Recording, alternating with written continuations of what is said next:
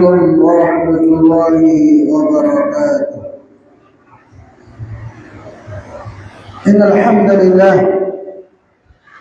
نحمده ونستعينه ونستغفره ونعوذ بالله من شرور أنفسنا ومن سيئات أعمالنا. من يهده الله فلا مضل له ومن يضلل فلا هادي له. وأشهد أن لا إله إلا الله وحده لا شريك له وأشهد أن نبينا محمدا عبده ورسوله. يا أيها الذين آمنوا اتقوا الله حق تقاته ولا تموتن إلا وأنتم مسلمون.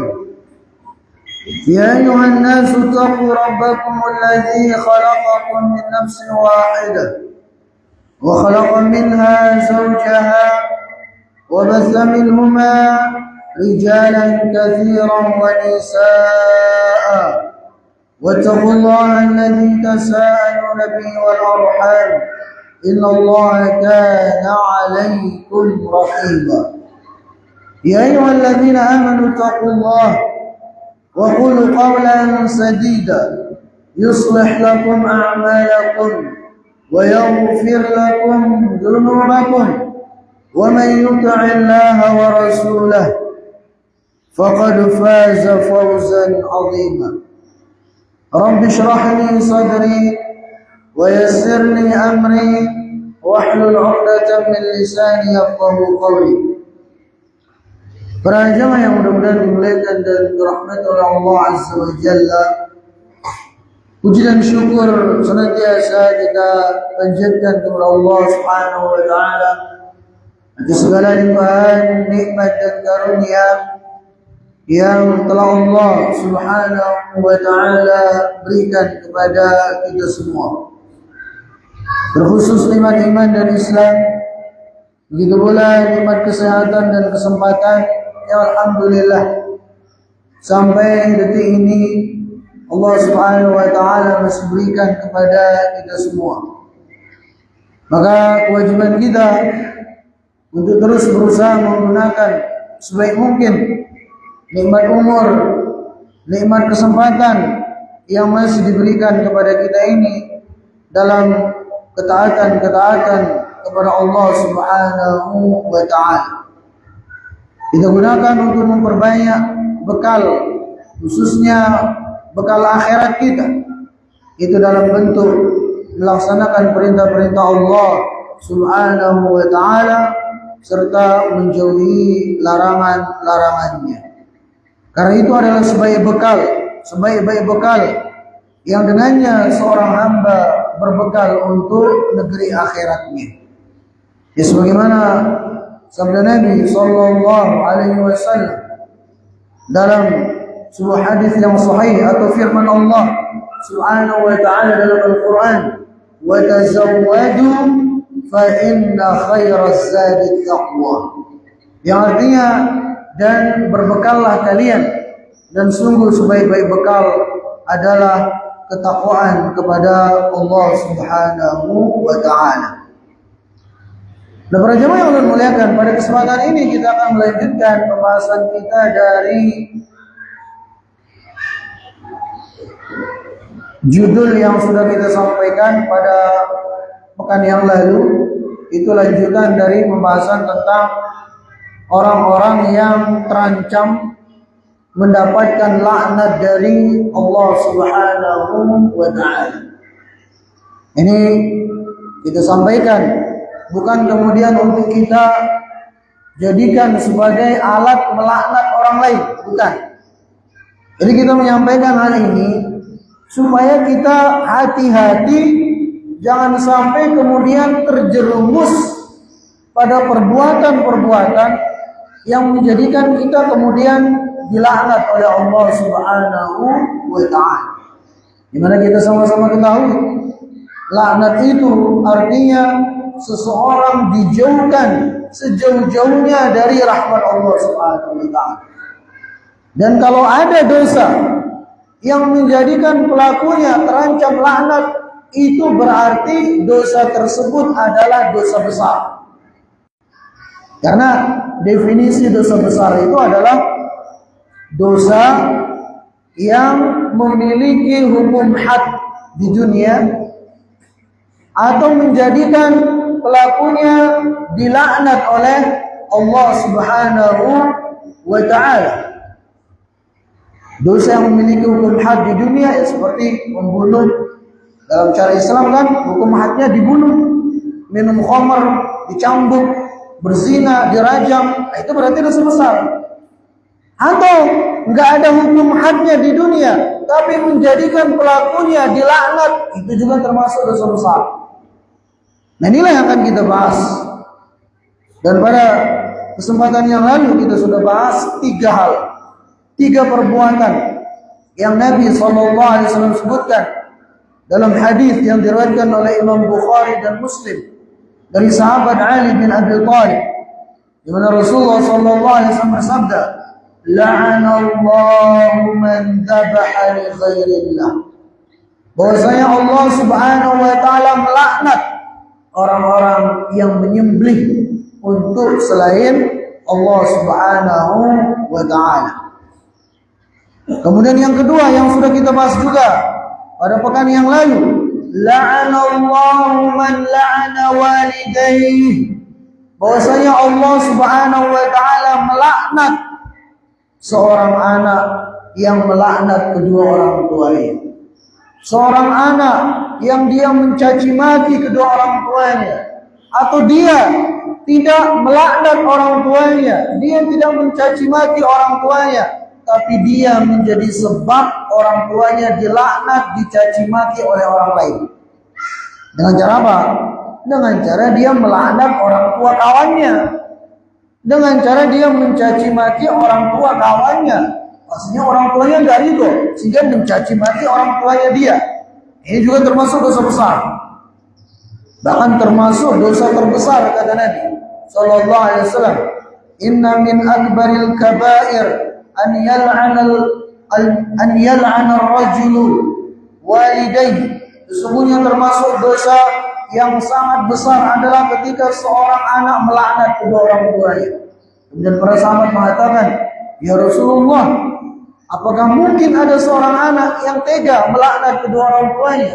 Kata Nabi SAW, termasuk seorang anak itu dikatakan melaknat kedua orang tuanya ketika dia melaknat orang tua saudaranya, saudaranya itu pun balas melaknat orang tuanya dia. Ini. Kemudian yang ketiga yang juga sudah kita bahas pada pekan yang lalu, itu la'anallahu man awa muhdithan.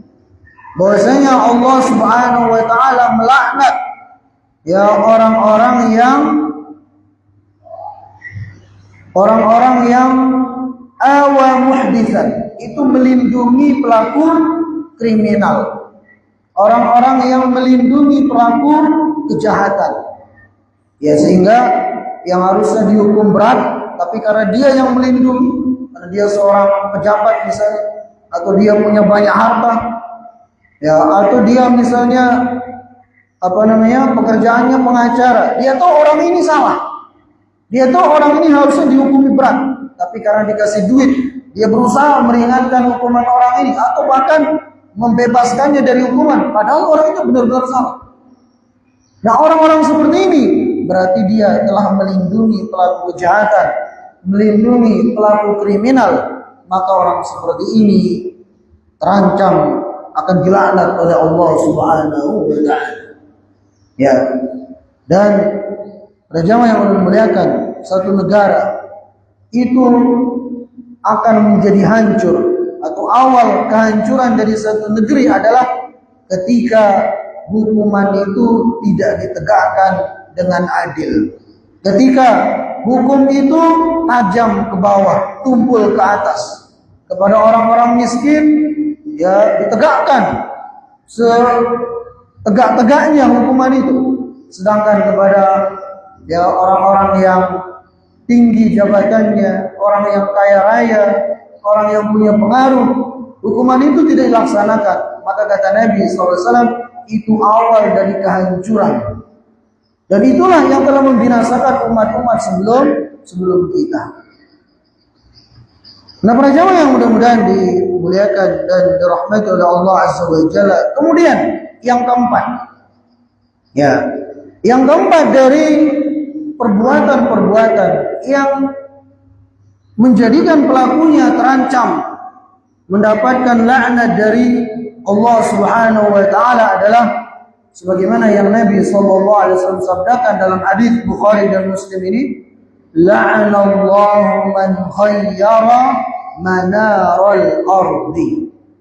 Yang artinya Allah Subhanahu wa taala melaknat orang-orang yang mengubah tanda batas tanah. Ya. Ulangi, kata Nabi sallallahu alaihi wasallam yang artinya Allah Subhanahu wa taala melaknat orang-orang yang merubah tanda batas tanah. Apa yang dimaksud dengan merubah tanda batas tanah? Nah, para ulama menjelaskan ada dua hal. Ada dua perbuatan yang masuk kategori mengubah tanda batas tanah. Itu yang pertama adalah ketika seseorang itu merubah garis batas pada tanah. Sehingga apa? Sehingga dia pun menzalimi saudaranya. Yang harusnya misalnya dia dapat 1 hektar, dilebihin setengah meter misalnya. Atau dilebihin 1-2 jengkal. Itu termasuk mengubah tanda batas tanah yang akan menjadikan pelakunya itu dilaknat oleh Allah Subhanahu wa taala. Bahkan dalam hadis yang sahih itu ancamannya dahsyat bagi orang yang seperti ini.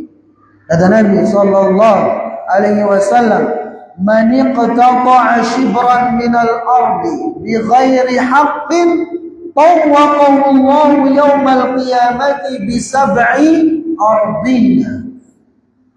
Yang artinya, jar Nabi sallallahu alaihi wasallam, barang siapa yang mengambil hak milik saudaranya, barang siapa yang mengambil tanah hak milik saudaranya dengan cara yang zalim, padahal dia tahu itu bukan haknya, tapi dia ubah patok tanah itu, dia ubah batasnya, sehingga dia mengambil hak milik saudaranya, walaupun itu shibran, kata Nabi, hanya 1 jengkal.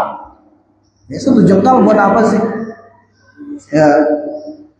Tapi kata Nabi SAW, barang siapa yang mengambil hak tanah, tanah hak milik saudaranya, walaupun hanya 1 jengkal dengan cara yang zalim, tuwiqa yaumal qiyamati min sab'i ardin, maka akan dibebankan bagi dia nanti di hari kiamat dengan 7 lapis bumi.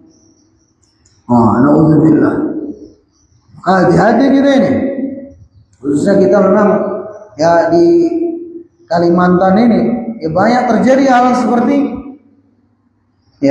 dengan mudahnya dia mengambil tanah milik saudaranya. Bahkan kadang bisa sampai sekian meter, ada yang sampai sehektar dan seterusnya. Ini 1 jengkal saja, ancamannya sudah seperti ini. Akan dikalungkan, akan dibebankan kepada dia 7 lapis bumi. Lah bagaimana kalau 1 aren, 1 hektar atau semacam, lebih dahsyat lagi ancamannya.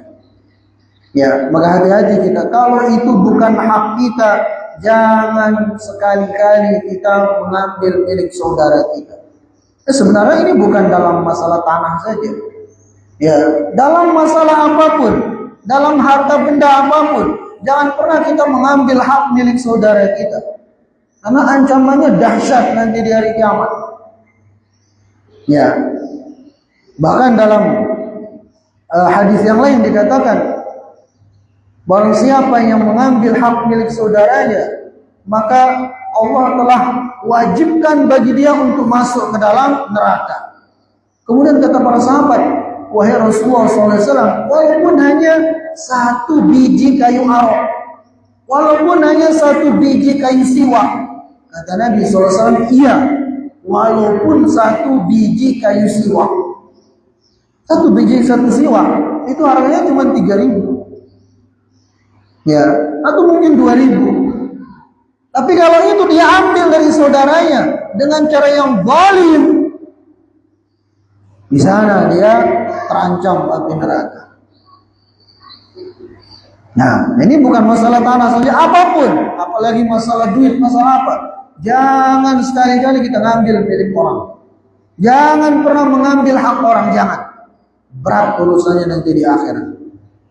Ya, maka kita yang mungkin ya selama hidup kita pernah ngambil hak milik orang lain, segera kembalikan di dunia ini. Jangan sampai kita bawa mati. Ya Rasulullah SAW bersabda dalam sebuah hadis yang sahih, "Man kanat lahu mazlamatun li akhi, falyatahallalhu al-yawm qabla an ya'tiya yawmun la yakunu fi dinar wala dirham." Yang artinya, barang siapa yang memiliki kezaliman kepada saudaranya di dunia ini, pernah mengambil hak milik saudaranya, segera dia kembalikan di dunia ini sebelum datang satu masa pada saat itu tidak bermanfaat dinar dan dirham. Itu di akhiratnya. Ya, di sana kita tidak bisa membayar lagi dengan duit, ya, dengan rupiah, dengan dolar, nggak bisa. Di akhirat itu kita akan bayar dengan pahala-pahala yang kita miliki. Ya, kalau pahala kita habis, dosa orang yang kita zalimi akan ditambahkan, ya, pada saldo dosa kita akan ditimpakan kepada kita. Maka orang seperti ini, kata Nabi SAW, adalah orang yang muflis, orang yang merugi.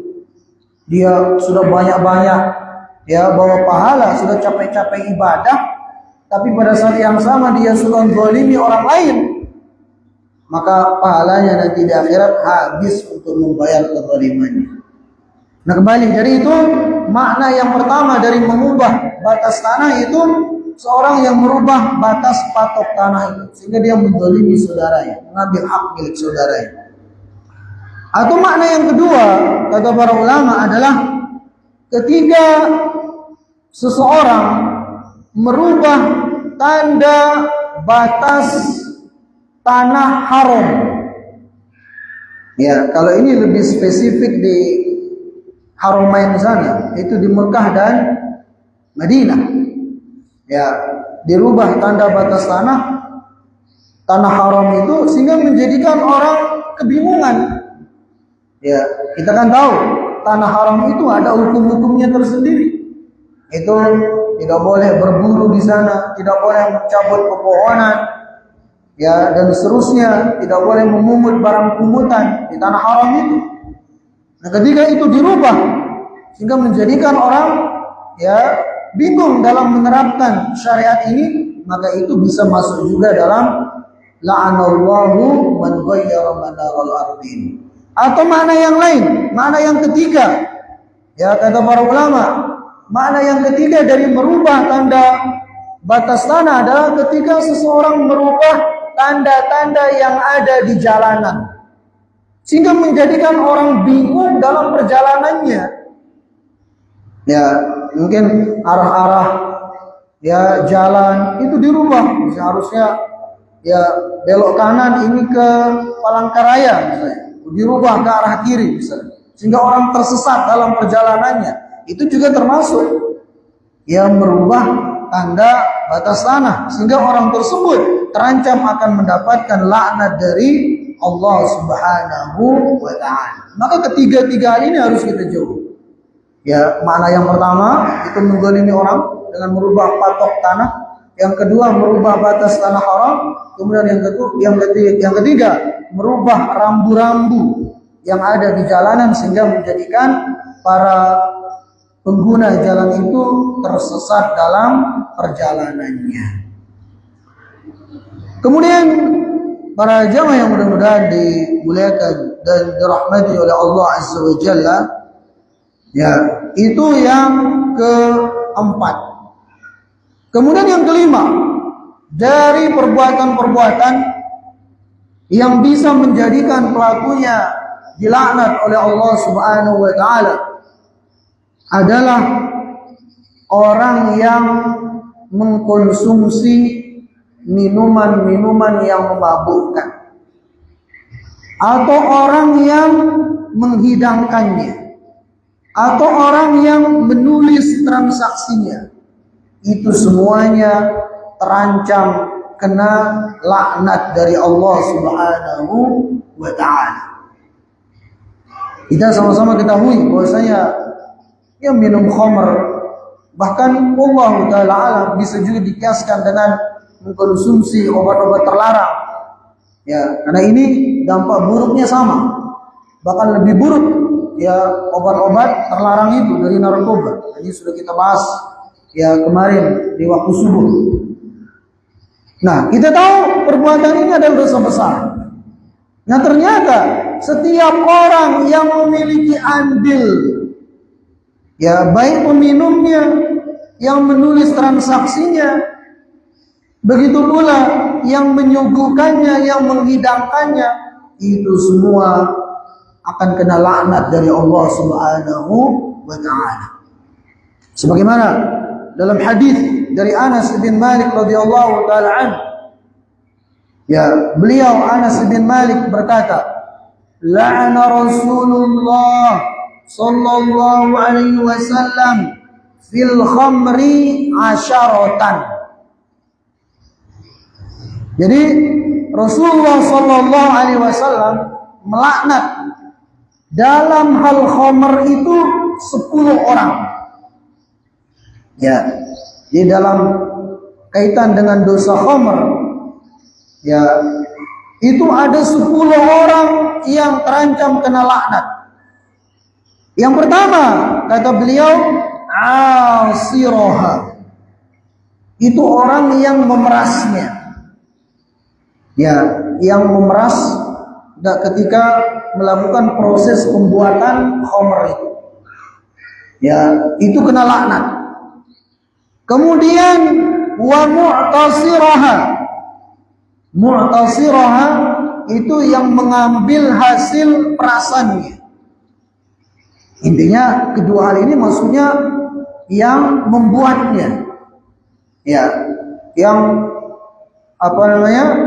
ikut andil dalam pembuatan khamr itu. Ya, maka orang-orang yang bekerja di pabrik khamr itu semua masuk ini. Ya, masuk terancam laknat ini. Walaupun dia nggak memeras secara langsung, tapi dia yang menyalakan mesinnya dan seterusnya, maka masuk ini. Yang memerasnya, yang mengambil perasannya. Kemudian yang ketiga, wasyaribaha. Begitu pula Rasulullah SAW melaknat orang yang meminumnya, yang meminum khamr itu, jelas sekali. Kemudian wahamilaha. Begitu pula Rasulullah SAW melaknat orang yang mendistribusikannya. Ya, gawiannya misalnya cuma nganter-nganter khamr. Ya, jadi sopir, tapi yang diangkut di mobilnya nganter ya khamr, pendistribusian khamr. Maka ini juga kena laknat, naudzubillah. Kemudian wal mahmulata ilaihi. Begitu pula yang memesannya. Mungkin ianya kadang minum, tapi dia yang memesan, ya. Kemudian dia yang menjualnya. Ini juga kena laknat. Ini yang kelima. Kemudian wasaqiyaha. Ini yang keenam. Itu orang yang menuangkannya. Dia tidak minum mungkin, dia tidak beli, dia tidak memproduksi khamr, tapi dia sebagai pelayan. Dia hidangkan, ya khamr itu dia tuangkan. Itu juga kena laknat. Nauzubillah. Ya. Kemudian yang ketujuh, wabai'aha. Itu orang yang menjualnya. Ya, yang jual khamrnya itu. Kemudian yang kedelapan, wa akila thamaniha. Itu orang yang memakan hasil penjualan khamr itu. Ya, mungkin ianya kadang memproduksi khamr, kadang menjual, tapi ianya memakan. Dia tahu ini hasil khamr. Ya, dia tahu itu hasil khamr. Tapi dia gunakan saja. Dikasih oleh kawannya. Kawannya dia tahu 100% kawannya itu misalnya kerja khamr. Hartanya 100% dari khamr. Ya, kemudian dia dikasih. Harusnya dia menolak. Kalau 100% harta orang itu memang dari khamr. Tapi kalau masih campur-campur, nggak masalah. Ya, karena bisa jadi yang dikasih kita itu dari hasilnya yang halal. Makanya ini juga kaitan dengan bagaimana hukum kita melakukan muamalah dengan orang-orang non-muslim atau orang-orang yang kerjaannya haram. Maka dilihat. Ya, kalau pekerjaannya itu 100% haram, maka tidak diperbolehkan.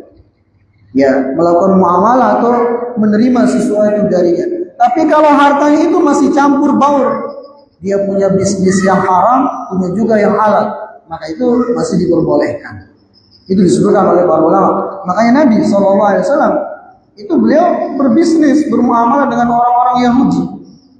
Ya, padahal kita tahu orang-orang Yahudi Allah sifati dalam Al-Quran akaluna lis-suh. Mereka suka makan haram, transaksi haram. Tapi enggak 100%, ada hal-hal yang lain sehingga ya boleh bermuamalah dengan mereka. Jadi yang kesembilan siapa? Yang dilaknat kaitan dengan khamr adalah orang yang memakan hasil dari penjualan khamr tersebut. Kemudian yang terakhir yang 10 adalah wal mushtari laha wal mushtara lahu. Itu yang membelikan untuk yang lainnya. Ya, ada kawannya misalnya di sini. Ya, kebetulan kawannya lagi safar ke Sampit misalnya. Ya, stok khamr di Kuala ini habis. Dia bilang sama kawannya, titiplah khamr. Ya, bawakan ke Kuala misalnya. Nah, ini yang dititipin ini, itu juga kena laknat. Walaupun ianya kadang minum khamr. Ya. Walaupun dia tidak ikut minum khamr, maka dia tetap kena laknat.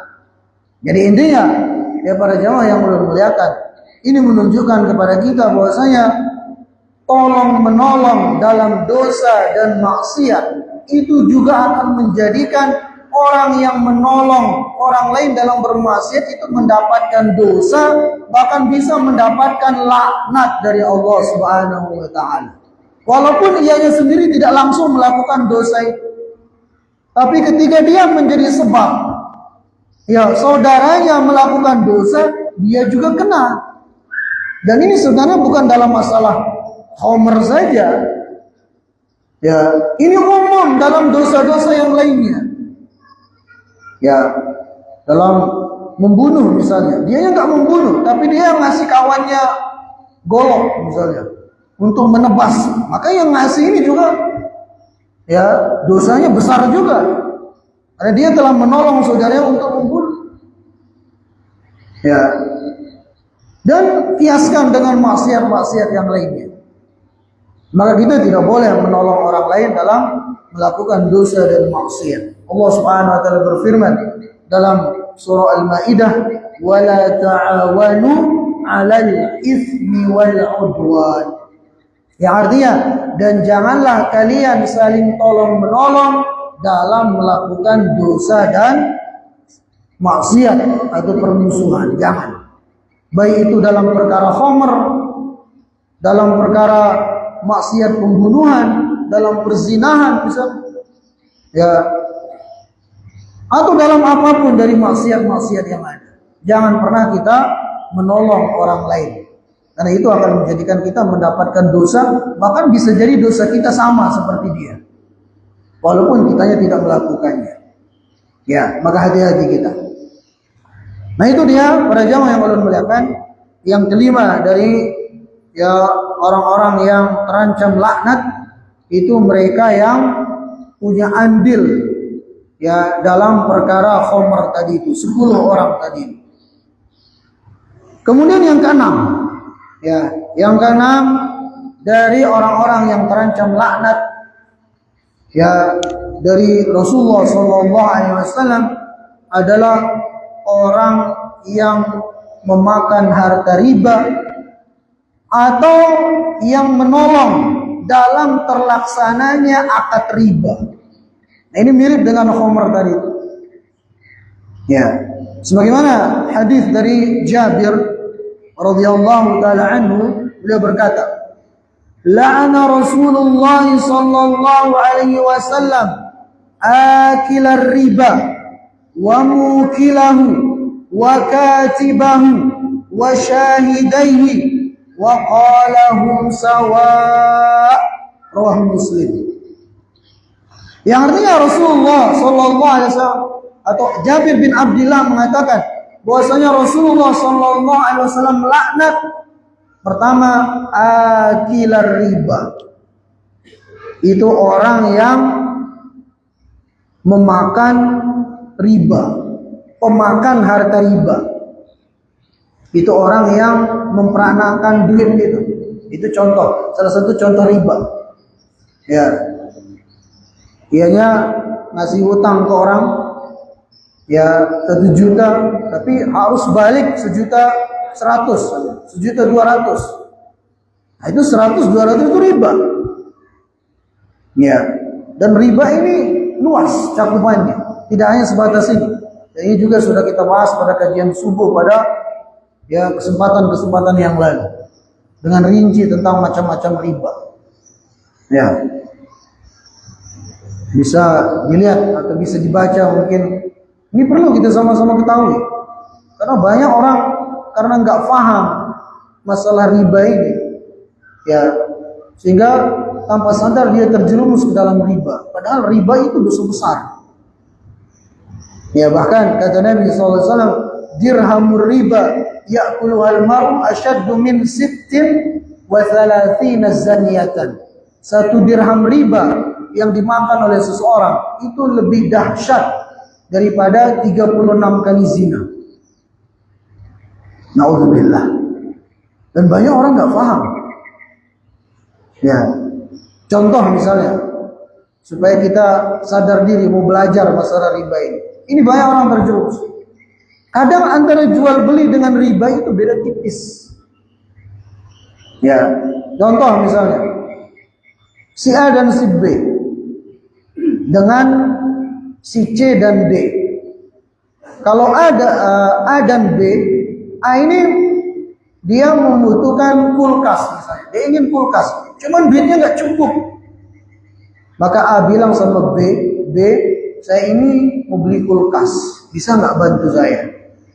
Ya, kata si B, oke, saya bantu. Ya, berapa harga kulkasnya kata si B? Si A bilang 3 juta. Oke, ini saya kasih duit 3 juta, kamu beli kulkas, nanti kamu cicil tiap bulan sekian. Ya, sehingga nanti kalau ditotalkan misalnya bisa jadi 3.500.000. Ini boleh apa enggak? Ya. Ini riba. Karena si B itu ngasih duit, si A yang beli sendiri. Beda dengan antara C dengan D.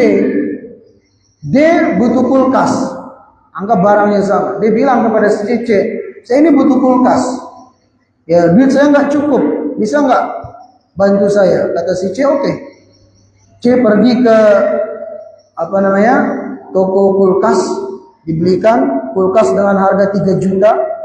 Kemudian dia pun melakukan transaksi dengan pemilik barang, sudah oke, sudah deal. Baru kemudian dia panggil si C tadi itu oleh si D. C apa D ya? Ya, C. Ya, dia bilang, C, sini. Ini kulkas saya sudah belikan. Ya, tadi saya beli harganya 3 juta. Nah, sekarang kulkas ini saya jual ke Pian. Ya, dengan harga 3.500.000. Pian boleh cicil sekian bulan. Yang kedua ini boleh apa enggak? Boleh. Untungnya sama. Tapi transaksinya berbeda. Yang pertama itu riba, jatuhnya haram, dosa besar. Yang kedua itu halal, dan itu masih jual beli. Padahal barangnya sama, untungnya juga sama. Bahkan bisa jadi yang kedua itu untungnya lebih. Bisa jadi. Nah, disinilah maksud ulun menyampaikan contoh seperti itu, supaya kita mau belajar. Karena kita nggak paham, sehingga terjerumus ke dalam transaksi riba gitu. Makanya dulu Umar bin Khattab ketika beliau menjadi khalifah, ya, beliau membuat aturan di pasar Madinah itu. Beliau mengatakan, la yabi'u fi suqina illa man faqih. Tidak boleh jualan di pasar kota Madinah ini kecuali yang faham fikih muamalah. Karena kalau tidak dia akan terjerumus ke dalam riba.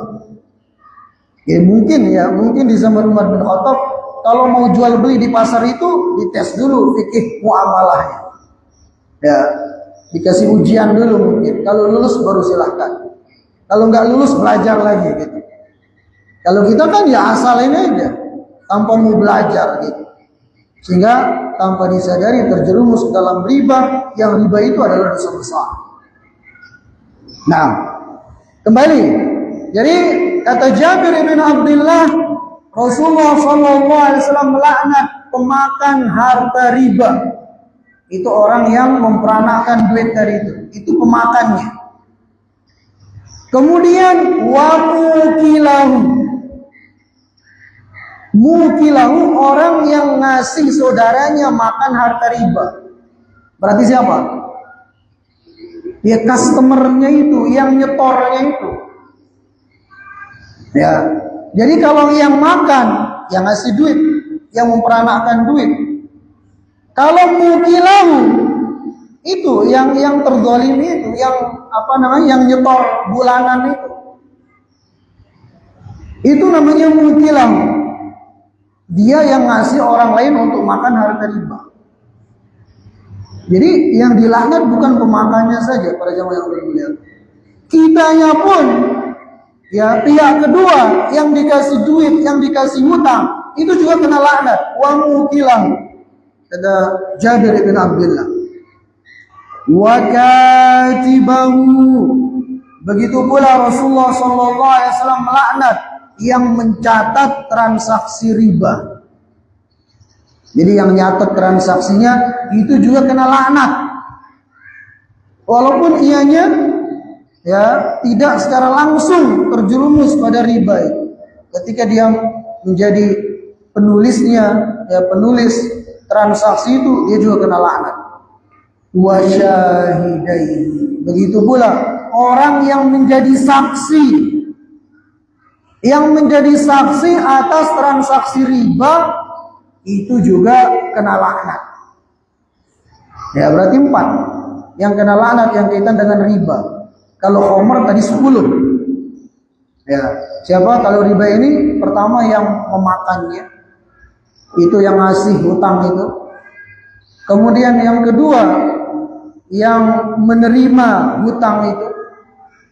Ya. Kemudian yang ketiga yang nulis transaksinya.